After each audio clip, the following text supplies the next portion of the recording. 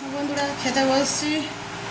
আর দুটো দিন মেয়ে বাড়ি থাকবে, শনিবার রবিবার দুটো দিন বাড়ি থাকবে, সোমবার থেকে ফের স্কুল চালু হয়ে যাবে।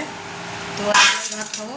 তো আজ তো শনি রবিবারে, এই শনি রবিবারে বাড়ি থাকবো না, এই শনি রবিবারে আমরা একটা আত্মীয়র বাড়ি যাব, পিসি শাশুড়ির বাড়ি। তো কেন যাব সেটা পরে তোমাদেরকে বলবো। তো দুটো দিন বাড়ি থাকবে, তা দুটো দিন একসাথে খাওয়া, তারপরে একা একা খাওয়া হবে।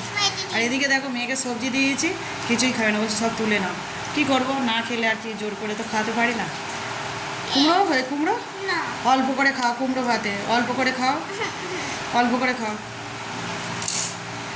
তো আজ কী রান্না হয়েছে চলো তোমাদের দেখাই। তো আজ হয়েছে কুমড়ো ভাতে দিয়েছি, ঢেঁড়স আলু চচ্চড়ি, এদিকে মেয়ে তো সব তুলে দিল।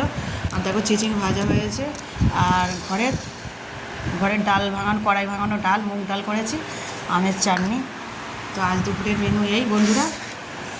খাওয়া শুরু করা যাক বন্ধুরা, তোমরা খাবে তো চলে এসো। আর তোমাদের কী রান্না হয়েছে কমেন্ট করতে সেটা ভুলো না।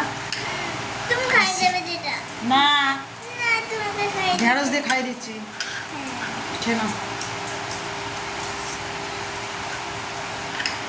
এত বড় মেয়ে এখনো খাই দিতে হবে, সবজি বলে শিখলো না ছোটোবেলা থেকে।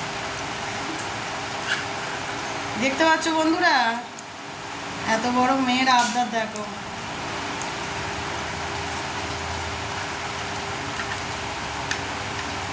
ও তো সবজি খায় না, সেই জন্য এই কুমড়োটা দিয়েছি, খাওয়াচ্ছি, তাই ঢেঁড়স দিয়ে গালে দিচ্ছি।